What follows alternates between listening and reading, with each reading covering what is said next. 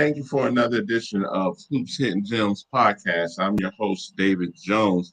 Actually, on location this week out in Louisiana. I was watching a showcase yesterday, so I'm still here, but we're still doing the show as usual. Episode number 58. I want to thank everybody for joining us as usual. It's been almost 2 years now. We're going to keep doing what we do, educate people on every level from D1, D2, D3, NAI to JUCO as well. Our first guest, I'm excited for this one here because as we connected, we got to talking about the misconceptions about Division III basketball. And boy, he gave me some tidbits even last night that had me excited for the show. So I want to bring everybody, introduce them to Coach Al Berger, who's the women's coach for Keystone College. How you doing today? I'm good. How are you? I'm doing pretty good. Man, I'm excited to have you on the show because, I wanted people to understand the importance of the misconception of D3 basketball. We'll go into that a little bit. And, and the quality of basketball that people don't realize as well. I was privy enough to go to the D3 tournament, the first and second round on the men's side in the Southeast region last season. And I left raving and, watching Emory play, watching Wabash play, watching Berry College play, watching Averett University play as well. A lot of people understand, and it's the same thing on the women's side. People always say, oh, it's D3, it's not good basketball. You're wrong. You're 100% wrong. And that's why I wanted to bring you on the show and talk about Keystone College a little bit. So we'll start off with, where is Keystone College at? We're in northeast Pennsylvania, like just outside of Scranton, about 20 minutes from the city of Scranton. Just off Route 84 by Route 81. I'm originally from Pittsburgh, so I know it very well. Gotcha. So, and you're in your Division III school, and what conference are you in? We're in the CSAC, Colonial States Athletic Conference. Mm-hmm. We actually finished as the runner-up last year, which was my first year with the school. Okay. Now, with you finishing as the runner-up, does that automatically qualify you for the tournament, or are you a one selection? Or explain how they do Division III selection. Our conference typically only gets the automatic qualifier for the champion of the league. Mm-hmm. Different Division III conferences have different strengths of schedules and those sorts of things, and you can get an at-large bid that way. Our conference typically does not get an at-large at this point. Hoping to keep the conference coming up in the right direction, and maybe we can earn an at-large at some point. I think in due time that'll definitely come in. Like you said, and this was your first year, and you took them to the championship, right? Yeah. And so the championship game, we lost in the championship game. But I had a really talented group that I inherited. I was really lucky. I had 3,000 point scorers, Wow. really strong guard play. We didn't have like a true post player in our rotation really. But we did have some excellent guard play that I was really lucky to have. Okay. So they graduated, or are some of them coming back? Yeah, we graduated 4 starters, 4 of our top 6. We'll be in for a much different look this year. We went from having a basically like a 9 or 10 player roster. We're going to return 4 players, and we're bringing in 10 new faces this year, 5 transfers and 5 freshmen. Now you just touched on something. So those transfers, are they drop downs? Are they JUCO? What are they? All right. So we have one who was at a school that closed, and so she's been out of the game for a couple of years. She was at Becker College in Worcester. Okay. She's joining us this year. 2 more junior college transfers. Let's see what else we got. One from Centenary and one from Cairn University also. So one from inside our conference and one from a team that recently moved out of our conference. And so now, and again, you're bringing up some stuff I love to ask. So you do recruit JUCOs, right? Yeah, I try to. It's something that's kind of new to me. It hasn't been like really in my wheelhouse, but it's definitely something that I'm trying to learn more about and improve as far as our recruiting process for sure. Got you. So with that being said, so you're open to, of course, you're open to JUCO D1s, but you're open to JUCO D2s and JUCO D3s because there's a bunch of those JUCO D3s up in that area as well. Yeah, definitely. Yep. And we're still looking. We have 2 more spots we could fill. on our roster for this coming year. If anyone's still looking, if anyone slipped through the cracks, we're happy to help out. If anyone wants to give me a shout. And you're open to high school or Yep, JUCO, correct? absolutely, yeah. Okay. And now let me ask this: what is the GPA requirement? I think it generally is around like our average GPA that coming in is around like a 2.8 or 2.9. But there's some flexibility as far as like who can get in. With COVID, enrollment's been a little bit down, so I suggest everybody just apply, see what happens. We give a good amount of academic aid also. Okay. Academic scholarships, which come in handy, obviously, for sure. Absolutely. And, of course, with the academic aid, it also helps when you have somebody that's full Pell as well, right? Mm-hmm. Yep, correct. Okay.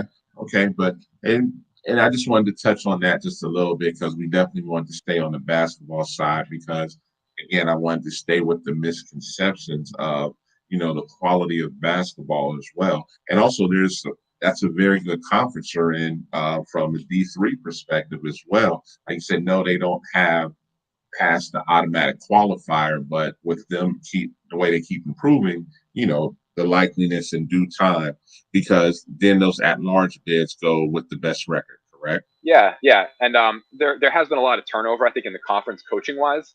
I really feel like the conference is coming up. Like it seems like these coaches really know what they're doing, and we're gonna have our hands full this year for sure, trying to get back to where we got last year. Okay, okay. So, and I want people to understand that how you run your program. So, what's a typical day when for a student athlete? Do you have early practice, late practice? How does it work?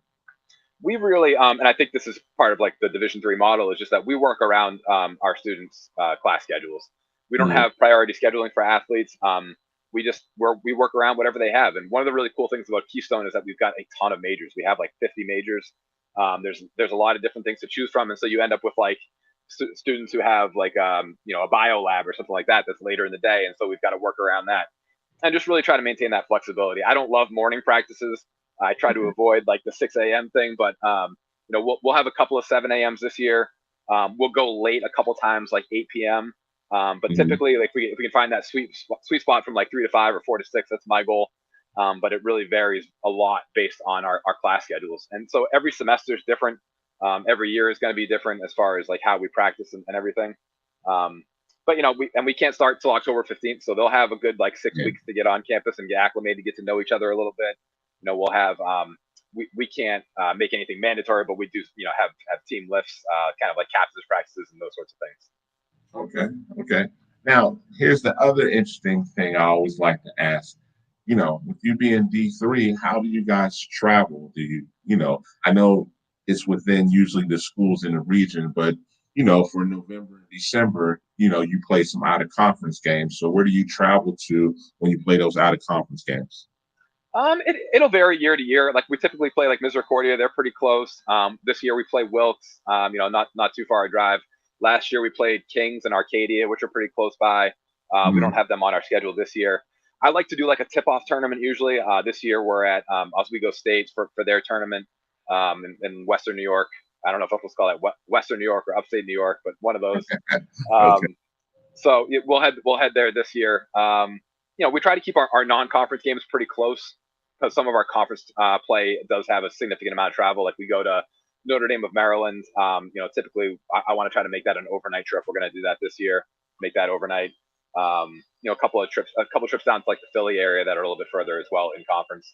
And we're typically coach bus. We do do some van driving where we can try to save a little bit of money that we Yeah. can put back into the program in other places. So whatever works. Listen, I definitely understand because you got to make that budget stretch. Absolutely, you have to make it stretch. Um, so let me ask this as well: where is the conference championship at this year? It'll be whoever the number one seed is. Who the number one seed gets to host it? Yeah. Okay. Yeah, Yeah. last year we were lucky. It was at Clark Summit University, which is right down the street from Keystone. Wow. So Okay. it was a great atmosphere. Both the teams kind of knew each other really well. They would see each other around town because some of our players actually lived in Clark Summit, which is the Okay. town that the university is in. And the crowd was phenomenal. It was like split down the middle, half orange, half black. Very loud, very cool environment. So that technically that's really your rival then, right? Yeah, I mean, yes and no. I think like it's hard to have a rival who you have like no bad blood with. You know what I mean? Like they Yeah, yeah. honestly before the final buzzer even went off, their players were over hugging our players, like consoling them Really? after we lost it. Yeah, it was crazy. It was a lot of fun. Players helping each other up all over the place in a championship game. It was great sportsmanship. It was kind of like a really cool combination of the year. I thought both teams were really evenly matched, and they just kind of outlasted us at the end. Okay, okay, okay. A lot of mutual respect between the teams for sure. Absolutely. And let me ask this: what type of style of offense do you like to run? Oh, now we're talking. Um, so the main tenet of our offense initially, like trying to get into transition, we Mhm, try to run a two-side break. We don't really rim run. We want to run to like 5 out spots typically, and we're gonna try to cross the ball over half court in the air and have it change mhm, sides of the court. So if it's on the left side, we want the ball to cross half court in the air, going to the right side, and really trying to play off of whatever action comes out of that, whether it's punching the ball into the paint and spraying it out for an open three, or swinging it to the corner one more and looking for an open shot there, or just trying to put some pressure on the rim with our drive and kick game. Really, everybody knows the analytics behind it, looking for key three and free, right? We're trying to get layups, trying to get free throws, and trying to get 3 pointers, and that's really our approach. And we're well built for that. I think coming into this year, and we were certainly that was the strength of us last year was our shooting ability and our ability to play that style. So with that style also requires an IQ though. That style Yeah, definitely. definitely requires IQ because Yep. you're basically, like you said, of course you're looking for that shot, but it's a free flowing offense as well. Mm-hmm. So Yep. you're trying to get people open off of those corner shots, and you're trying to catch people asleep as well in the Yep. same sentence. Yeah, and see if we can get some cross matches, get people Yes. into situations where they're not matched up properly. And then really we like to flow, like a lot of our stuff flows into pistol action. I Yes. love pistol stuff, and just so much different stuff you can do out of that type of formation where different counters and different looks that you can throw out of that. But I And love that's flowing right from exactly where I was transition into going. pistol. That's exactly where I was going. You Mhm. said magic words. Out of that pistol, you can counter off with so many things when they take away certain stuff. Yep. Yep. And that was really like a point of pride for me. It was like we started to really hit some of the counters late in the year. And I was Hmm. like, I loved it. It was so great. And we in our league we saw a lot of zone last year too. Yeah. Um, so we had to kind of figure out if we were going to stick with some of our man stuff against the zone, or run zone, like a specific zone offense. So we had some a little bit of difficulty early with zone and kind of found our rhythm with it a little bit later in the year. And then we Hmm. saw mostly man to man like the last couple of games of the year. So it was a good stretch for us to get ready for the playoffs and head into the playoffs on a getting used to seeing both man and zone. Okay. Now that's the pretty side. Let's get down to the nitty gritty side. What do you like to play on defense? I really like to be multiple. Last year we really our playing rotation was basically 6 or 7 players. We kind Hmm. of were stuck with a 2-3 zone for most of the year. Hmm. Lack of size and lack of depth a little bit forced us into that type of zone. Hmm. I really like doing a lot of different things. I want to be able to press. We didn't press at all really last year. I want to get out and running by turning defense to offense. So I love pressing. Um, I like showing different zone looks, and I like having that backbone of man to man, obviously, and being able to guard your yard and really active and help, and trying to throw different looks at people is really a goal for us for this year. Okay. Okay. Now, with that being said, especially for your new people coming in, how important is it for them to know the defensive shell drill for defensive principles in your system? So this is where like I have a little bit of difficulty. Like I know like I see it on Twitter and on social media and stuff. Like everyone wants their players to know shell coming in. I don't really expect it. I really don't. Like everyone's from a different system. Everyone's doing different things. Mhm. I expect to have to teach it. Um, and and Okay. and I really don't have a problem with that because there's specific things that I want to do differently than other coaches might want to do. So I don't have my expectation is that I've got basketball players who care enough about the game to really want to learn, and then Mhm. all it is just hitting the teaching points and walking them through exactly how we want to defend one on one from the wing. Where does the help come from? How are we guarding ball screens? And it's all very different from other other places they might have been. So it really, to me, I would love it if everyone knew shell coming in and knew how to, jump to the ball and all those sorts of things, but and communicate. But really, I don't expect it. I expect to have to teach it, and I don't really mind it. It's kind of, it comes with the job, right? We got to install our systems. We got to teach our style, and that's just how it goes. Absolutely, I agree with you 100%. Now we start to talk. We talk offense, we talk defense. Now we start talking situational. When we talk situational, I know you said you're more of a free flowing offense, so you're kind of like have it at the kind of like in the 60s, right? Say again. You kind of like the games in the 60s, right? You know, I would say like in the 60s or 70s. Yeah, I mean, ideally, I think Okay. I really think that we can hit we can get a lot of our offense out of our defense, ideally, right? Yes. And then within like our pistol system, like this is like a conceptual offense almost that I've kind of built a little bit. There's just so many actions, right? So like if you're looking at pistol on the ball side, right, and everyone's kind of expecting it to go to the ball side and flow into pistol, we can just as easily just run a stagger to the other side, right? Correct. So we have a lot of little actions that we can call out of our pistol formation. Last year we really only put like one set play in, aside from the pistol stuff, until like the last like 3 weeks of the season.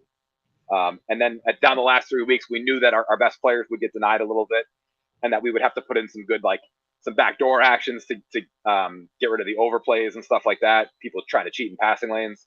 So we put in a couple others down the stretch just to have some stuff to get the ball in our best players' hands. Okay. As I'm thinking about this, so you said you like your games in the 60s and 70s. You like to teach your style of defense per se. So when I say when you like to teach your style, you like to play the lanes, or you tell me when you say you like to. We said shell principles, so that can mean a bunch of variations as well. Yeah. What do you prefer when do you overplay and do you help? Of course, I'm assuming you help, but what is it that you like principle wise that you're big on? We played pack line last year. Okay. So like for me, like with pack line, the things that are really important, I find are like being willing to peel and switch, right? You get Yes. beat, the gap help comes, you've got to be ready to just switch onto that player. Yes. Xing out, like if you come from the low help, being able to have that top player drop and then we kind of X going back out, which it really, what the biggest thing really is to not feel like you're attached to your player, right? We're playing team defense. It's an individual thing, but we're playing team defense. So, kind of letting go of some old habits where like players are so used to just kind of like hugging their player and standing right next to their player and being in line with their player rather than being up in a gap or over in help. And just trying to really encourage the communication habits. We did a lot of switching this past year. I'm hoping we can get to a point where we can like switch and scram a little bit so we don't get beat up on close mismatches. Last year it wasn't that big of an issue for us because we had no size at all really. So like any switch we did wasn't like we were giving up a ton really. So we were able to switch a lot and not really get hurt not an extraordinary amount by switching. Okay. This year we got a little bit more height, so we'll get a little more creative with our pick and roll coverages a little bit. So you get a little more creative, but from an experience standpoint, you won't be as aggressive early as you were last year. Yeah. I mean, I think I think we'll be not as aggressive in ball screen situations, but we're going to ramp up the aggressiveness in the full court. We want to start to apply some pressure in the full court for sure. Okay. That way we take some pressure off the execution in the half court offense too, if we can turn some defense to offense. Now, the next thing I love to pick your brain on, because I want everybody to hear this as well. How do you recruit? And I know, D3s recruit differently, but, you're out there looking as well. So, you're not far from Spooky Nook as well. Like, so you could have got up there for Under Armour and people have a misconception and say, oh, well, why is he going to Under Armour? There's players you can get there as well. Yeah. I mean, it definitely comes with its challenges. That's for sure. It's a much different level than when you can just offer somebody an athletic scholarship, obviously. Yes. But really what it's about is I feel like there's tons of good players out there. There's a lot of kids who can play, and like, I'll go to an event like I went to Run for the Roses. I was in Kentucky. Oh, I was there too. Okay. Nice. Yeah. So I mean, there's just so many kids there, right? And like I went to a court and I watched a San Antonio team, and it was like like an 8:30 tip or something like that, and I was Mm-hmm. the only coach at the game, and I'm looking at this like my eyes light up when I see that. And those teams, especially in like the Southwest, like they love playing the style that I want to play. Like they play Mm-hmm. fast. I love that. Like we saw that San Antonio team last year. I tried to recruit a little bit of out of El Paso. I didn't end up landing anybody, but we did end up with a girl from New Mexico, from the New Mexico Clippers. So I really think that the college basketball experience really, I love for it to be like that kind of melting pot experience where you're meeting different people from different walks of life, different cultures, different parts of the country. And I try to recruit nationally really for that reason. I really think that's important for students to kind of get out of their comfort zone and meet different people and have that kind of melting pot experience almost. I couldn't agree with you more. And man, when you say you're talking my language, so of course I was at Run for the Roses, and as we all know, there was 72 courts there. So there was a lot of courts. And to your point, I made it a point. Yes, I watched some of the EYBL courts because I wanted to see some of the really good teams as well. But with that being said, I also was on court 10, watching it, and that's how I came across some quote hidden gems. Like you Yep. said, there was nobody watching.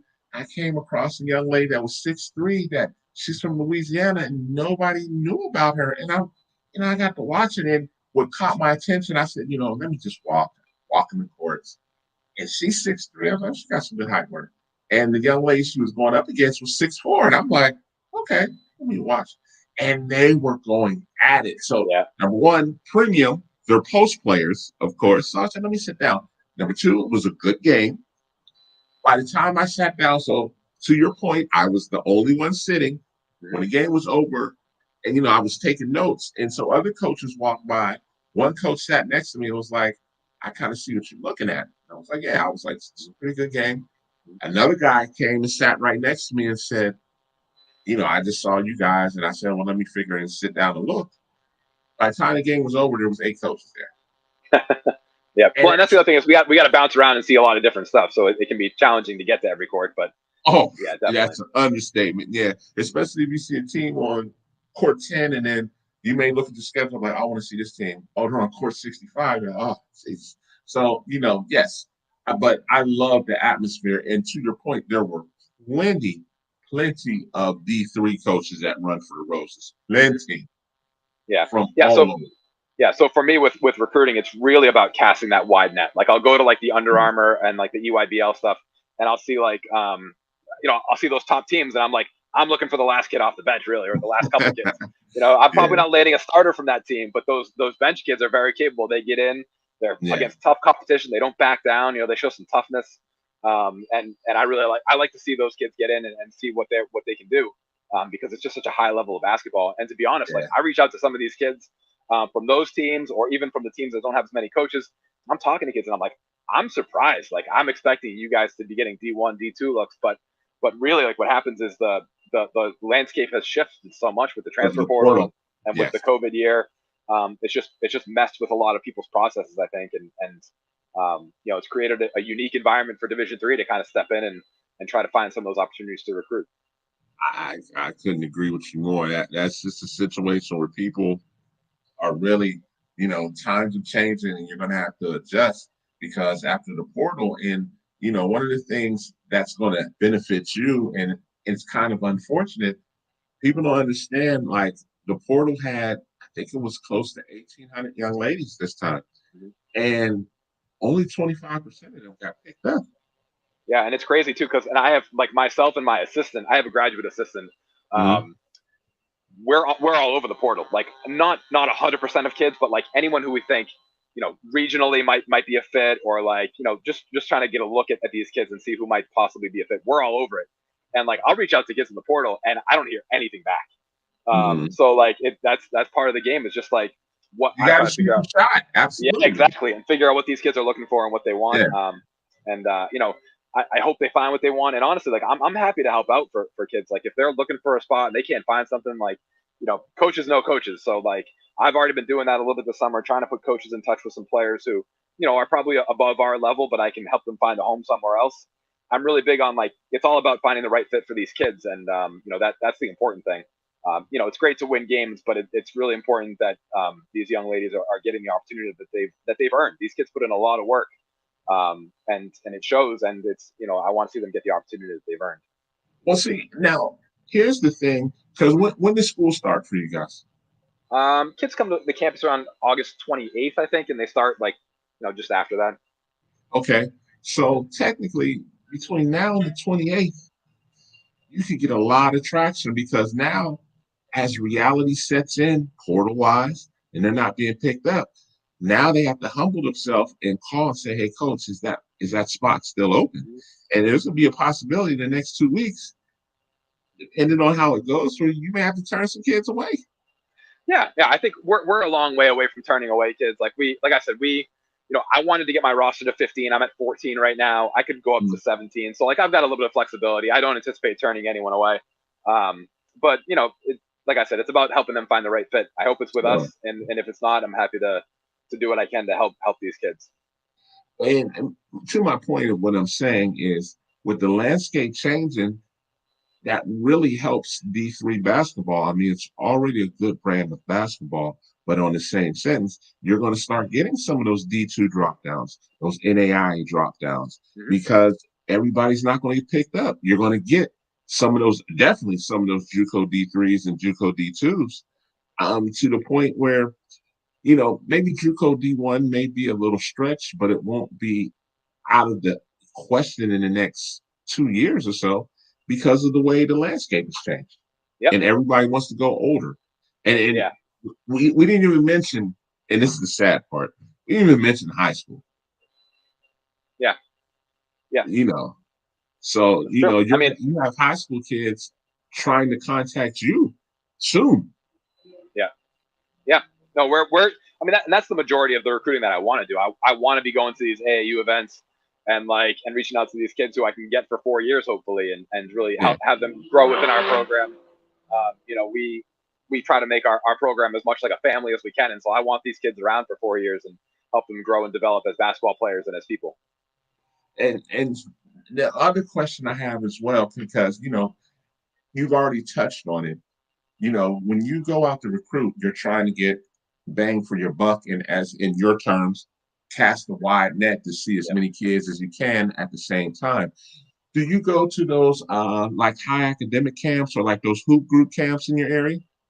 I don't, I've gone to a little bit of them. I haven't been to any of the high academic stuff in a little while. And really, for me, it's like you said, it's about the bang for the buck, right? I feel like I'm able to cast the net that I need to with the large events. And so that's typically the way that I stick to it. I also I have a 6-year-old and an 8-year-old, and I'm not trying to live on the road as much as I was, before I had kids. But so that part of it makes it a little bit more challenging. But really, I do feel like I can cast the net that I need to with the big events. I bounce around. I see an insane amount of kids when I go to those events, and I build my database up, and I'm contacting kids constantly, and I hear back. I've heard back from 70 kids over the summer, and I'm talking to them, and trying to fill 4 to 6 spots. So I feel like we're in pretty good shape. And I say that, but who knows how things will turn out. That's true. And so, like I said, you go to the major events, like you said, Run for the Roses. I know Under Armour was up there. Spooky Nook always has something going on up there as well. So, what about Pit Jam? No, Pit Jam Fest doesn't have girls. They don't have girls. I haven't been out there at all yet. I know they do some events out there. So since I've been hired last summer, so I got the job last summer. I moved to Pennsylvania in August. I covered an Atlantic City event, a hoop group event. We've done Spooky Nook a couple times. I live streamed the U.S. Junior National event, the Rocky Mountain event out in Colorado. Great point. I forgot about that. So you do live stream as well. Yeah, I've only done a couple, but yeah, I think that's a good way to again cast that wide net, because you can go back and rewatch games anytime you want, really. And I'm kind of a night owl. I did 10 years of restaurant work when I first started coaching, so I'm a night owl. I'll stay up late watching a lot of film. So I like having that film accessible from those live stream events for sure. Okay. So you're a big event recruiter, and you're a live stream guy as well. Pretty much, yeah. That's typically how I've stuck with it. And then you start to get your priority kids, and you want to go see them play high school games, and like, maybe follow up and see them at a smaller event if they're like your top kids and they're still interested, and you're trying to woo them a little bit. So it's funny you mentioned that. So now let's ask the new age question as well. How often do you get approached on Twitter about kids?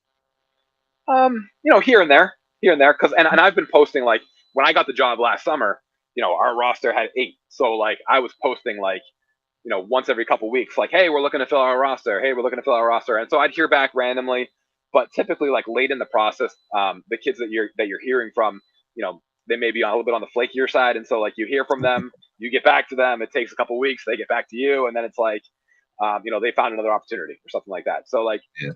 it can be hit or miss. I do some of that on Twitter. But really like, I'm mostly looking to like connect through Twitter with players that I've already kind of been in contact with a little bit, that sort of thing. Okay. And keep an eye on them. See they post highlight film, they post their visits. Like it's good to have like it helps you get a little backstory on kids. Yeah, what they're aiming for, and whether it's really worth your time, to be honest with you, because when you start seeing, okay, that's a high D2 or that's a low D1, they took a visit, where it's going from there. So yeah, that does give you a good background of, like you said, the backdrop of, what they're eyeing for a lot of Yep. times. Yep. And so let me ask this, because here's the interesting thing, and a lot of people don't realize this as well. Like, you can get a D3 JUCO All-American. That's not out of the question. And to be honest, a D2 JUCO All-American is not out of the question either. I got to learn how to do that. You might put me on to some secrets and help me out with some of that. I need to get more involved in the JUCO game a little bit. Find some of those All-Americans. Okay. Now, here's the big thing. And do you go to JUCO jamborees? And see, I don't know if they have any women's ones right there in your area, because then we're talking bang for the buck again. Mm-hmm. Yeah, I haven't been to any. I would like to. To be honest, like you end up with like, you get your information from a handful of places and you end up with the same information over and over again. I got to expand my network a little bit to include some more JUCO people with JUCO backgrounds and that sort of thing. Okay, yeah, I'll send you some of the jamborees. I know there's one in Boston, and I know there's one in North Carolina as well, and they both live stream. So since if you can't make it there, I know it sounds like you're an all-around recruiter by all means. So yeah, and I'm from Massachusetts, so I have no problem going up to Boston for one. That's okay, yeah. I'll put you in touch with the guy that runs the JUCO one up there, because he actually is a part of the National JUCO Coaching Association. So he runs some really good ones as well.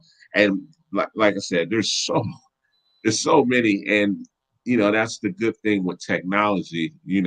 You can see the ones in the Southeast, you can see the ones in Texas, you can see the ones, like you said it yourself, you were watching some all over as well.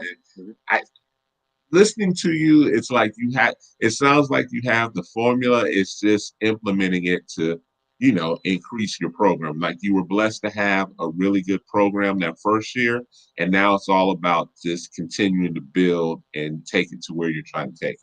Yeah, and it's easier to do that from a point where the program has been successful. I inherited a successful program. I was able to continue the success for one more year while we had those seniors with us. And now it's about like proving what I can do a little bit as a recruiter and as a coach. So it's a really exciting time for our program. I'm psyched about it. I'm psyched for these new kids we have coming in. I think a lot of them feel like they have something to prove, especially the transfer kids. So it's an exciting time.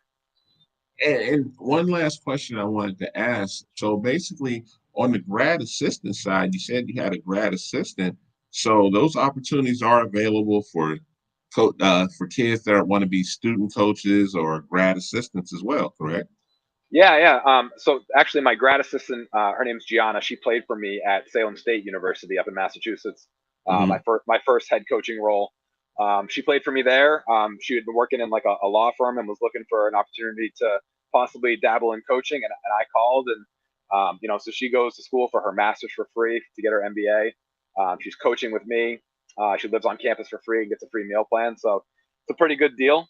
And she's just stuck with me all the time. So that, could be worse, but now she's working over the summer. So, I'm excited to have her back on campus, but yeah, we have that opportunity. She came in with me, obviously. So she's been there for a year. She's got one more year, and then I'll be looking for another one. Okay. Okay. Okay. And one last question, because this one's important as well. You're at Run for the Roses or any of these other events, what are you looking for in a recruit, and what will get a recruit crossed off your list? All right, so I will say this first off. For me, like it's different for me than from other coaches, right? Like we're all looking for very different things. I feel like Mm-hmm. certain things that bother some coaches doesn't really bother me. Like I expect to have to deal with certain things and try to coach through certain things. The things that I really love seeing are players who are willing to communicate, like Mm-hmm. players who high five teammates, players who like look like they enjoy playing. To be honest, like I college basketball is a marathon, right? Just like these AAU tournaments are kind of like a sprint almost, Yeah. right? But they take a lot out of you. The basketball season is a marathon, and you want kids who love being there. Yeah. I love what I do. Like basketball is something that I get to do. It's not something that I have to do. And I want that to be the culture of our program. And so I'm looking for players who have fun. If you have fun out there, like really, that's number one on my book. If I see somebody out there having fun, if I see somebody, sacrificing their body, like those things to me, say a lot. Like sprinting over to help a teammate up, like the kids who get it. You know what I mean? Like those sorts of things. Obviously you're looking for skill. You're looking for kids who can handle the ball, kids who can knock down open looks. Shooting is obviously a premium for sure. It's a make or miss game. So people who can knock down shots. But really, like I want kids who will communicate. I want kids who are energetic. Our three big things in our program are energy, effort, enthusiasm. 3 E's. And so like when I see those things out there, that's really what I'm looking for. But really, it's a wide range. Like I'm looking for versatility. Like I love players. I love the 3-4 swing position. People who can play a little bit of 3, a little bit of 4. I love that kind of versatility and position versatility, especially defensively. Yeah, so just people who are able to play fast and people who look like they're having fun out there. So that means you're a big fan of the stretch five, then. Oh yeah, definitely. Like I don't really want to play with a big who's going to slow us down. Like and can't space the floor. Like we're not going to be a dump the ball into the post team, unless we're running a pick and roll and we get a mismatch in the post and we can dump it in. We'll do Yeah. that, but we're never going to be that traditional like 4 out 1 in dump the ball into the post team. It's not really what I'm looking for. And honestly, like I think like as a Division III coach, like I feel like the post is the toughest position to recruit at our level. And Yes, it so is. like there's a million wings, there's a million guards. Like why not just load your roster with the good wings and the good guards, and see where that takes you. It'll create mismatches. It'll for in your favor and against you. So it's about trying to figure out how to work within what you have, and that's a really big focus of my coaching philosophy is to just play to your strengths. Right? If you have a fast team, play fast. Right? If you have a big team, slow it down and dump it in. But really, we want to play fast. We want to get on runs. So that's generally our approach. I like that. I like that. Listen, Coach, I definitely appreciate you coming on. And this was for, not just Division III, but it's to let people know the type of program that you're running. It's no different from a D2 or D1. Yes, from a budget constraint, yes, it's different, but you're running it just like a D1 program from, philosophies, expectations, and where you're trying to build it at. So, when we talk and I hear those type of things, I'm like, oh yeah, I definitely want to bring them on because I want to kill that stereotype of, there's not good coaching, there's not good players, and it's quality basketball. Oh, one last thing. Do you guys live stream your games? We do. Yep, every game. There you go. And actually, and one of the really cool things that our school has done is our previous games all remain up on our website. So like if you go to our game recaps, you can watch our old games, which is really cool. Okay. And, in letting you go, how can interested recruits, how can they contact you? I think probably the easiest way would be, let's see, probably, I guess, email al.berger, al.berger at keystone.edu. You can Okay. find me on Twitter pretty easily. My profile picture is a picture of my kids. I think I'm at alberger8. But yeah, you got a picture of my kids up there for me. And Yeah, you can find me on Twitter. Shoot me an email. And my information is available on our school website, obviously too. I think my cell phone's on there as well. Okay, okay. And on the school page, do they have the traditional recruiting little page they can fill out as well? Yep, yep. And that comes right to me as soon as somebody fills out a recruiting form. I'll see it right away and reach out, typically within 24 hours. Okay, sounds good. Sounds good. Listen, man, I appreciate you coming on the show, and anytime you're welcome back. And I'm interested to see how you take the new kids and form them into the Keystone way, so to speak. I appreciate it. Thanks for having me. It should be a fun year, and I'm excited. And I'm glad I was able to kind of share some of that with you. Definitely. You take care, and we'll be talking soon, Coach Berger. Okay. All right. Take care. All right. Listen, that was Coach Berger. Listen, for you guys that have a misconception on D3 basketball, I know you guys get tired of me talking about D2, D3, and NAI basketball, but you have to understand it's a very good brand. And at the end of the day, what's your long-term goal? And everybody's not going professional. What are you trying to get your degree in? And the D3 experience is just as good as any D2 or D1 experience.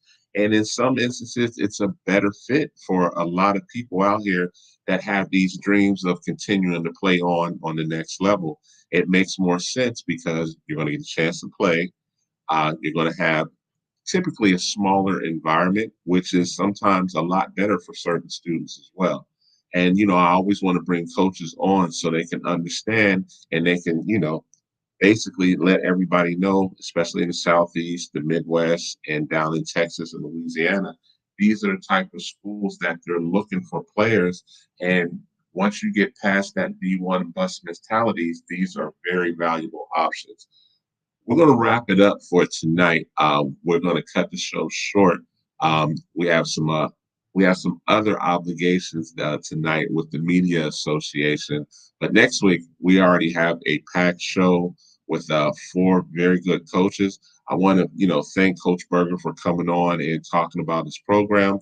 We probably are going to do a pre-recorded show this week as well because I'm here in Louisiana and I wanted to bring Coach Marcus on to talk about the freshman showcase he had here that's in its first year of existence, and he had some really good talent here. So we're probably going to have a pre-recorded show this week, and I didn't want to rush it with this show as well. So I'll bring on Coach Marcus, and we'll talk about the top 40 kids he had from across Louisiana and how he plans to expand this in the near future. So that'll wrap it up for tonight. I'm your host, David Jones with Hopes Hidden Gems. You take care.